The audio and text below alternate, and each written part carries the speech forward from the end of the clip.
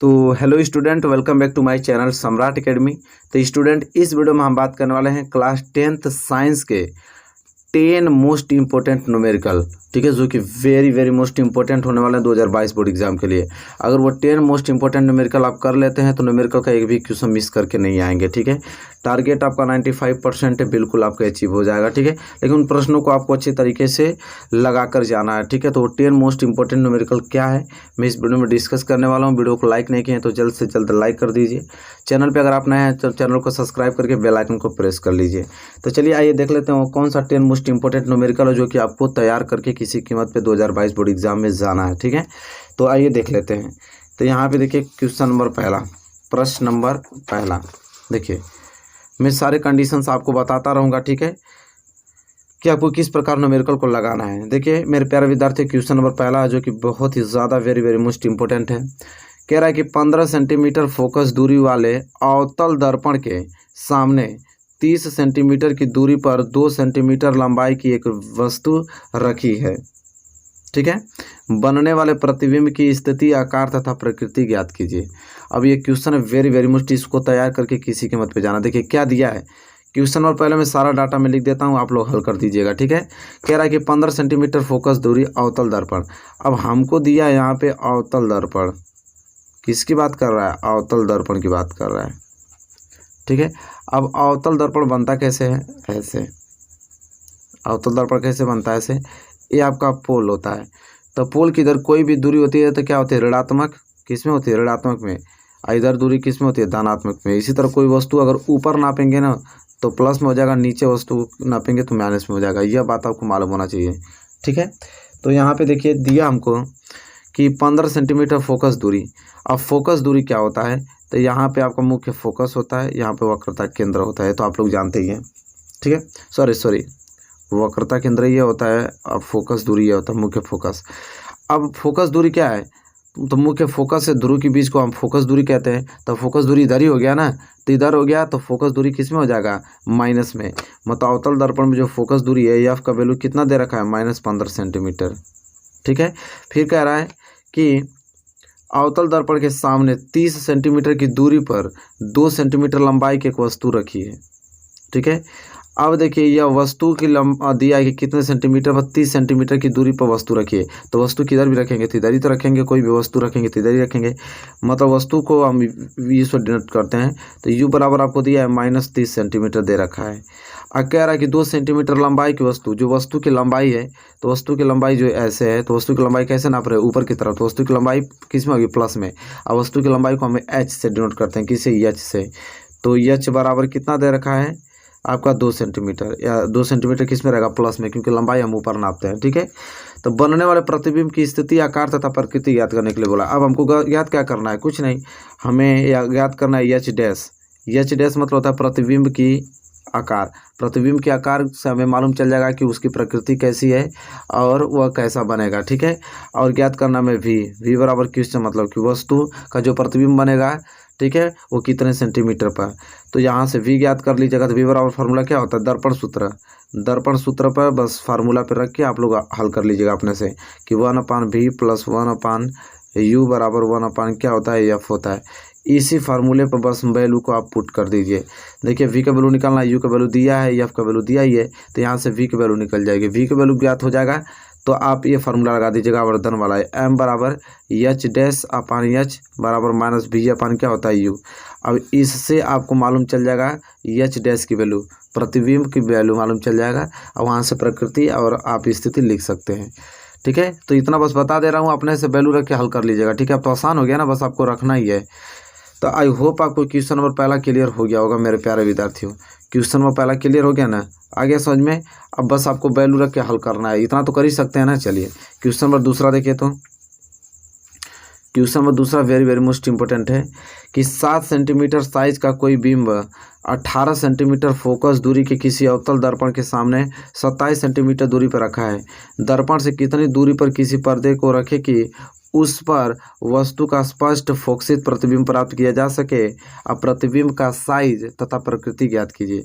अब मेरे प्यारे विद्यार्थियों देखिए इस वीडियो में क्या इस क्वेश्चन में क्या कंडीशन दिया है। देखिए 7 सेंटीमीटर साइज का कोई बिंब, मतलब दूसरे को बता रहा हूँ, बीम साइज का बीम मतलब एच का वैल्यू कितना दे रखा है 7 सेंटीमीटर, तो एच का वैल्यू किस में आ जाएगा +7 सेंटीमीटर, क्योंकि ऊपर नापते हैं।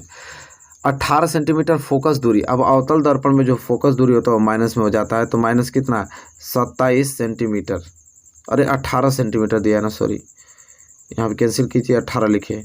18 सेंटीमीटर फोकस दूरी अवतल दर्पण के सामने 27 सेंटीमीटर की दूरी पर रखा है। कोई वस्तु 27 सेंटीमीटर मतलब यू बराबर कितना 27 सेंटीमीटर, क्योंकि यू भी वस्तु इधर ही रखते हैं तो भी माइनस में होगा। दर्पण से कितनी दूरी पर किसी पर्दे को रखे कि प्राप्त वस्तु फोकसित प्रतिबिंब प्राप्त किया जा सके, मतलब हमसे वैल्यू पूछा है वी का, वी बराबर क्वेश्चन मार्क, और प्रकृति तथा साइज पूछा है, तो प्रकृति और साइज किस पे डिनोट करता है एच डैश पे, मतलब वस्तु का प्रतिबिंब निकालेंगे एच डैश पे तो आपको प्रकृति और उसका स्थिति मालूम चल जाएगा। ठीक है, तो यहाँ से v कैसे निकालेंगे 1/v + 1/u बराबर 1/f से, इससे फार्मूला से आपका v का वैल्यू मालूम चल जाएगा, और एच डैश का वैल्यू मतलब आवर्धन क्षमता m बराबर एच डैश अपान एच बराबर -v/u, यहाँ से आपको क्या एच डैश की वैल्यू मालूम चल जाएगा। ठीक है, तो आई होप आपको क्लियर हो गया होगा, बस आपको वैल्यू रख के आपको याद कर देना है। ठीक है, तो क्या हो जाएगा ना, कोई दिक्कत नहीं। चलिए क्वेश्चन नंबर तीसरा की तरफ बढ़िए, देखिए क्वेश्चन नंबर तीसरा क्या बोल रहा है। क्वेश्चन नंबर तीसरा कह रहा है कि एक उत्तल दर्पण, अब बारी आगे किसकी, उत्तल दर्पण की, तो उत्तल दर्पण से 25 सेंटीमीटर दूरी पर रखी एक वस्तु के प्रतिबिंब की लंबाई वस्तु की लंबाई की आधी होती है, तो दर्पण की फोकसित दूरी ज्ञात कीजिए। तो सिंपल है, वही चीज़ें हैं, आपको दे रखा है क्या 25 सेंटीमीटर दूरी पर एक वस्तु दे रखा है कि 25 सेंटीमीटर दूरी पर एक वस्तु रखी गई है उत्तल दर्पण में, और जो लंबाई है वस्तु की लंबाई की क्या है आधी है, जो उसकी लंबाई होगी वो वस्तु की लंबाई की क्या होगी आधी होगी, तो दर्पण का फोकस दूरी तो बहुत सिंपल है, आप इसको आराम से लगा सकते हैं। ठीक है, कोई दिक्कत नहीं है, वस्तु की दूरी दे चुका है, ये कंडीशन में बोला है कि लंबाई जो है वस्तु की लंबाई की आधी है, तो दर्पण का फोकस दूरी क्लियर हो जाएगा, आप लगा पाओगे इसको, आपको तैयार करके ही जाना है उस प्रश्न को। ठीक है, चलिए क्वेश्चन नंबर चौथा देखिए, कह रहा है कि 15 सेंटीमीटर फोकस दूरी के किसी उत्तल दर्पण से कोई बीम 10 सेंटीमीटर दूरी पर रखा है, प्रतिबिंब की स्थिति साइज। अब देखिए एफ का वैल्यू दे रखा है 15 सेंटीमीटर और यहाँ पे यू का वैल्यू 10 सेंटीमीटर दे रखा है, तो प्रतिबिंब की स्थिति तथा प्रकृति, यहाँ पे भी वही फार्मूला दर्पण वाला सूत्र लगाएंगे 1/v + 1/u बराबर 1/f। ठीक है, वहाँ से हम यू का वैल्यू ज्ञात कर लेंगे और H1 की वैल्यू ज्ञात करके हम प्रकृति और स्थिति बता सकते हैं। तो आई होप आपको क्वेश्चन नंबर 4 भी क्लियर हो गया होगा, इस प्रश्नों को आराम से नोट करके लगा कर ही आपको जाना है। ठीक है, प्रश्न नंबर पाँचवा है कि 5 सेंटीमीटर लंबाई का कोई बिंब, तो 5 सेंटीमीटर लंबाई का कोई बिंब मतलब एच की वैल्यू दे रखा है 5 सेंटीमीटर, 30 सेंटीमीटर वक्रता त्रिज्या, आर बराबर 30 सेंटीमीटर, तो आर बराबर 30 सेंटीमीटर, तो यह बराबर क्या हो जाएगा r/2, मतलब कि यह बराबर 15 सेंटीमीटर हो जाएगा, और उत्तल दर्पण के सामने 20 सेंटीमीटर दूरी पर रखा है, यू का वैल्यू 20 सेंटीमीटर दे रखा है, तो प्रतिबिंब की स्थिति साइज वही दर्पण सूत्र लगा के 1/v + 1/u बराबर 1/f, तो v का वैल्यू ज्ञात करके और प्रतिबिंब की स्थिति पूछा ना, तो एच डैश की वैल्यू ज्ञात कर लेंगे, सारी चीज़ें की दोनों क्लियर हो जाएंगे।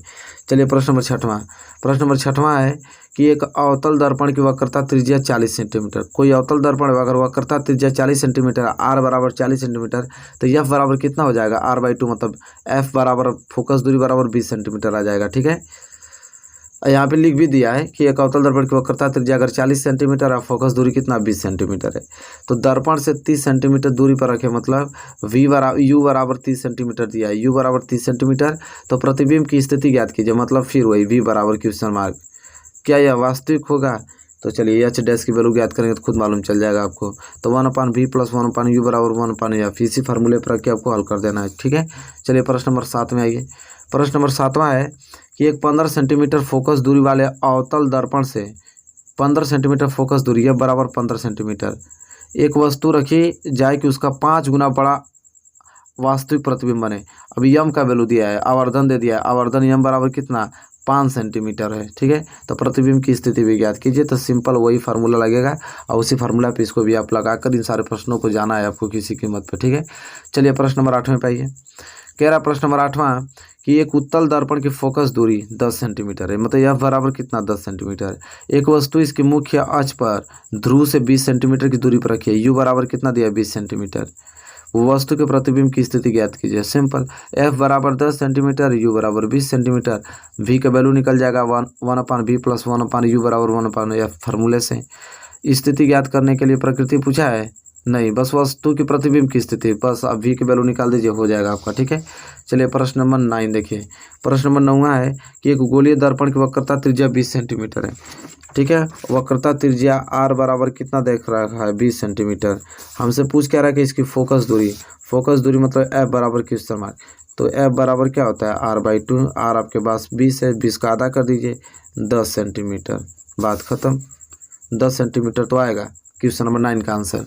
ठीक है, तो आई होप आपको क्वेश्चन नंबर 9 क्लियर हो गया होगा। ठीक है, क्वेश्चन नंबर 10वां देखिए, कह रहा है कि गोलीय दर्पण की फोकस दूरी तथा वक्रता त्रिज्या में संबंध। तो देखिए गोलीय दर्पण की जो फोकस दूरी f होती है और वक्रता त्रिज्या r में संबंध हमेशा ये होता है r बराबर 2f। क्या होता है, r बराबर 2f। जो फोकस होता है, फोकस दूरी, वो त्रिज्या का क्या होता है, दुगुना होता है। ठीक है, तो मेरे प्यारे विद्यार्थियों, आई होप आपको क्वेश्चन नंबर 10वां भी क्लियर हो गया होगा। बस इतना प्रश्न आपको जरूर से तैयार करके जाना है, इसके बाहर एक भी प्रश्न नहीं आएगा, मेरा वादा है आप लोगों से। ठीक है, तो आई होप आपको ये वीडियो अच्छी लगी होगी। वीडियो अच्छी लगी तो प्लीज़ लाइक कीजिए, और चैनल पर नए हैं तो चैनल को सब्सक्राइब करके बेल आइकन को प्रेस कर लीजिए। हमारे साथ जुड़कर बोर्ड एग्जाम की अच्छी तरीके से तैयारी कीजिए।